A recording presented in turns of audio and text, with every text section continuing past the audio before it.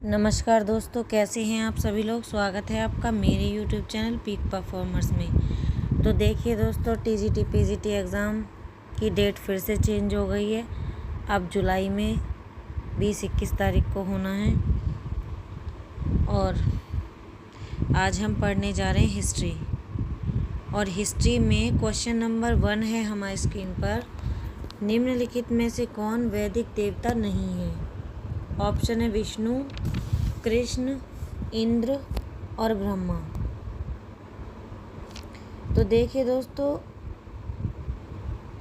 कृष्ण का वैदिक ग्रंथों में उल्लेख नहीं है। और सर्वप्रथम छंदोग्य उपनिषद में कृष्ण की चर्चा आई है।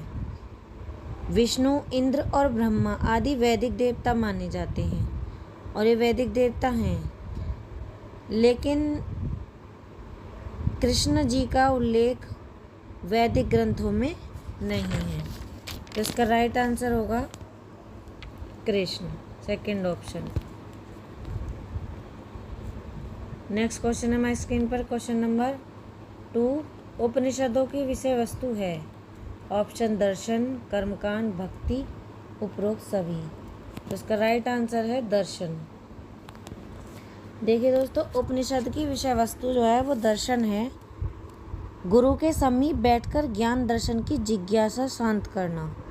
इसकी रचना उत्तर वैदिक काल में हुई है और इसका प्रतिपाद्य ब्रह्म ज्ञान तथा आत्मज्ञान से संबंधित है। उपनिषद वैदिक साहित्य का अंतिम भाग है और इन्हें वेदांत भी कहा जाता है। तो उपनिषद की विषय वस्तु क्या है? दर्शन। नेक्स्ट क्वेश्चन है हमारी स्क्रीन पर। क्वेश्चन नंबर 3 उत्तर रामचरित के लेखक थे। ऑप्शन है वाल्मीकि जी, तुलसीदास जी, भवभूति, इनमें से कोई नहीं।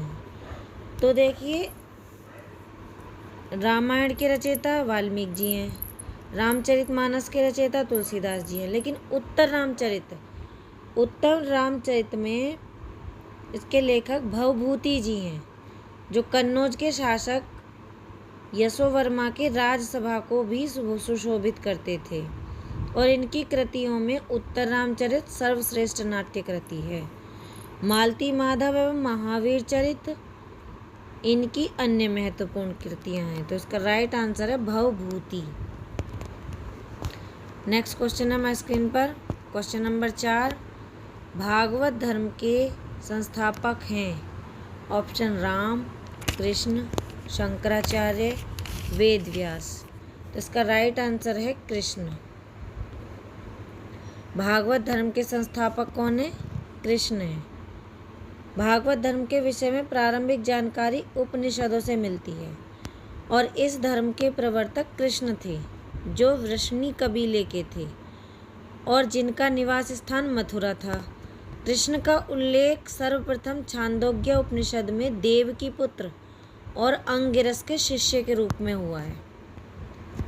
नेक्स्ट क्वेश्चन है हमारी स्क्रीन पर। क्वेश्चन नंबर 5 निम्नलिखित में से किस शाक्य मुनि के नाम से भी जाना जाता है?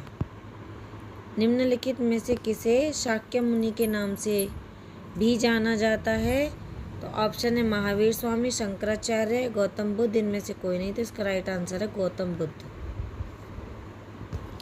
गौतम बुद्ध को शाक्य कुल में जन्म लेने के कारण शाक्य मुनि के नाम से भी जाना जाता है। इनका जन्म 1563 ईसा पूर्व में कपिलवस्तु के निकट लुम्बिनी ग्राम में हुआ था और इनके पिता शुद्धोधन कपिलवस्तु के शाक्यगण के प्रधान थे। नेक्स्ट क्वेश्चन है हमारी स्क्रीन पर। क्वेश्चन नंबर 6 हिंदू, जैन एवं बौद्ध तीनों ही धर्म का प्रतिनिधित्व करने वाली गुफा है।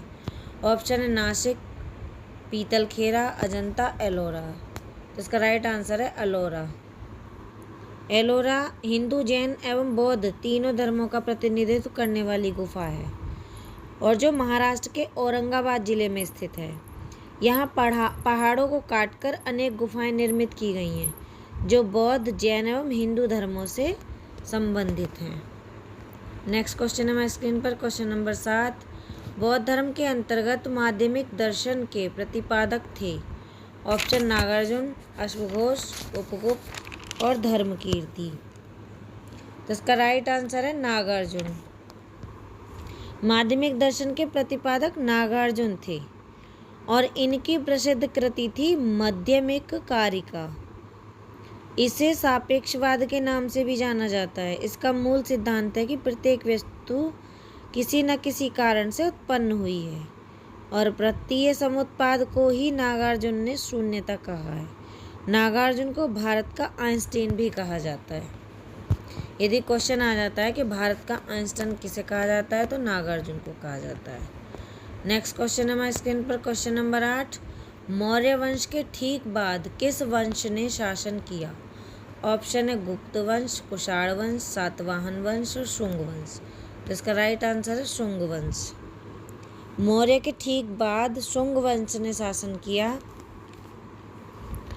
अंतिम मौर्य शासक बृहद्रथ की हत्या कर उसके सेनापति पुष्यमित्र शुंग ने शुंग वंश की स्थापना की और उसने अपने जीवन काल में 2 अश्वमेध यज्ञ किए। बौद्ध साहित्य 2 अश्वमेध यज्ञ किए। तो मौर्य वंश के बाद ठीक किस वंश की स्थापना हुई, किस वंश ने शासन किया? तो शुंग वंश ने किया। नेक्स्ट क्वेश्चन है हमारे स्क्रीन पर, क्वेश्चन नंबर 9। फहान किसके का शासनकाल फहान किसके शासनकाल में भारत आया था?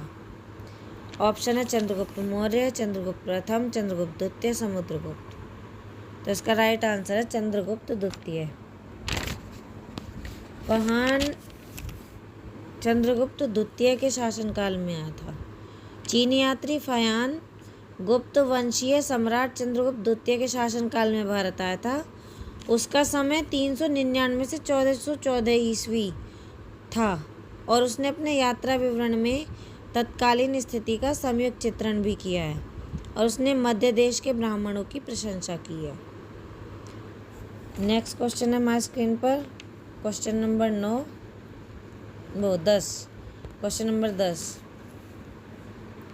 मौर्य शासन प्रबंध के अंतर्गत राजस्व व्यवस्था की देखरेख करने वाले अधिकारी का नाम था। ऑप्शन है समाहर्ता, अर्थाध्यक्ष, सन्निधाता। इनमें से कोई नहीं।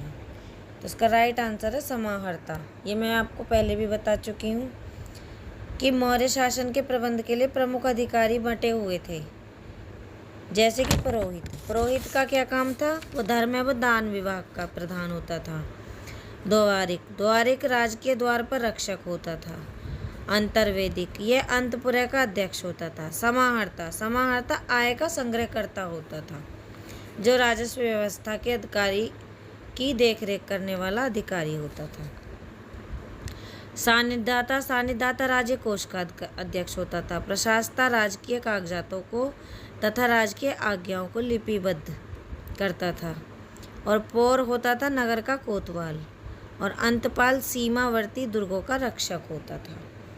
तो समाहर्ता जो है वो राजस्व व्यवस्था की देखरेख करने वाला अधिकारी होता था। नेक्स्ट क्वेश्चन है हमारे स्क्रीन पर, क्वेश्चन नंबर 11।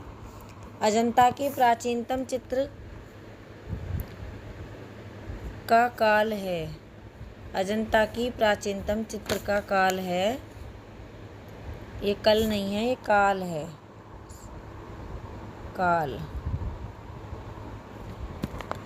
ऑप्शन है पहली शताब्दी ईसा पूर्व, दूसरी शताब्दी ईसा पूर्व, तीसरी शताब्दी ईसा पूर्व, चौथी शताब्दी ईसा पूर्व।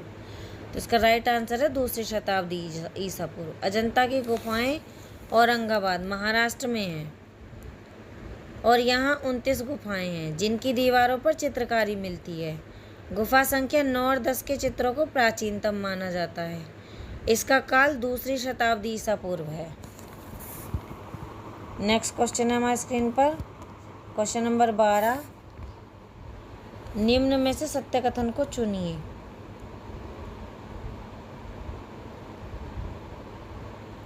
कुछ और महावीर दोनों ही परमात्मा के अस्तित्व में विश्वास करते थे।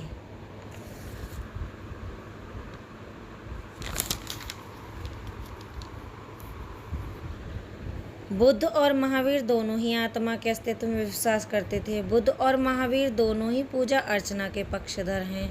बुद्ध और महावीर दोनों ही कर्मवाद के समर्थक थे। तो इसका जो राइट आंसर है वो बुद्ध और महावीर दोनों ही कर्मवाद के समर्थक थे। बौद्ध धर्म के संस्थापक गौतम बुद्ध थे और इन्हें एशिया का ज्योतिपुंज कहा जाता है। इनका जन्म 1563 ईसा पूर्व में कपिलवस्तु के लुम्बिनी नामक स्थान पर हुआ था। और जैन धर्म के 24वें एवं अंतिम तीर्थकर महावीर स्वामी हुए। तो इनका जन्म 540 ईसा पूर्व अथवा 599 ईसा पूर्व में कुंडग्राम वैशाली में जो है वहाँ हुआ था। और दोनों ही धर्म कर्मवाद में विश्वास रखते थे। बुद्ध और महावीर दोनों ही कर्मवाद के समर्थक थे। नेक्स्ट क्वेश्चन है हमारे स्क्रीन पर, क्वेश्चन नंबर 13। तो इसका right answer option number 4, Buddha और महावीर दोनों ही कर्मवाद के समर्थक थे। नेक्स्ट क्वेश्चन है हमारे स्क्रीन पर, क्वेश्चन नंबर 13। अशोक के 14 शिलालेख पाए गए थे। ऑप्शन पाटलिपुत्र में, गिरनार में, सारनाथ में, उज्जैन में। तो इसका राइट आंसर है गिरनार में। अशोक के 14 शिलालेख गुजरात प्रांत के काठियावाड़ में जूनागढ़ के समीप गिरनार की पहाड़ी में पाए गए थे। और 1822 ईस्वी में कर्नल टाड ने इन लेखों का पता लगाया था, जो 2 भागों में विभाजित हैं, जिनके बीच में ऊपर से नीचे तक एक रेखा खींची हुई है। पहले 5 लेख बाईं ओर और 7 लेख दाईं ओर उत्कीर्ण किए गए हैं, और तीसरा लेख नीचे जिसके दाईं ओर 14वां लेख है। तो इसका राइट आंसर है गिरनार में। नेक्स्ट क्वेश्चन है हमारे स्क्रीन पर, क्वेश्चन नंबर 14। निम्न में से कौन सा सम्राट एक कुशल संगीतज्ञ भी था? ऑप्शन है चंद्रगुप्त प्रथम, चंद्रगुप्त विक्रमादित्य, समुद्रगुप्त, अशोक। तो इसका राइट आंसर है समुद्रगुप्त। सम्राट समुद्रगुप्त महान संगीतज्ञ था जो वीणा वादन का शौकीन था, और उसने सिक्कों पर वीणा बजाते हुए भी चित्रित है। अपने सिक्कों पर वीणा बजाते हुए भी वह चित्रित है। और प्रयाग प्रशस्ति में कहा गया है कि गांधर्व विद्या में प्रवीणता के कारण उसने इंद्र के आचार्य कश्यप, तुम्बुक, नारद आदि को भी लज्जित कर दिया था। उसे कविराज की उपाधि भी दी गई थी। तो राइट आंसर है इसका समुद्रगुप्त।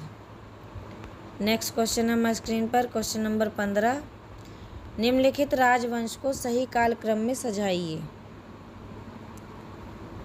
ऑप्शन है सातवाहन वंश, मौर्य वंश, कुषाण वंश, गुप्त वंश। तो देखिए इसका राइट आंसर है ऑप्शन नंबर 1। इसका राइट आंसर है ऑप्शन नंबर 1।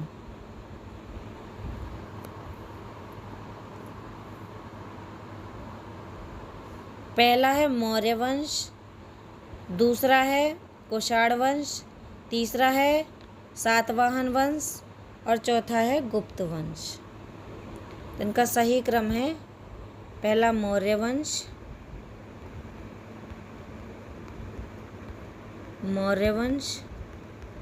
दूसरा है कुषाण वंश और तीसरा है सातवाहन वंश और चौथा है गुप्त वंश। तो इसका राइट आंसर है ऑप्शन नंबर 1। तो देखिए दोस्तों, आज की वीडियो हमारी यहीं समाप्त होती है। तो प्लीज़ चैनल को सब्सक्राइब कर दीजिएगा, वीडियो को लाइक शेयर कर दीजिएगा। धन्यवाद।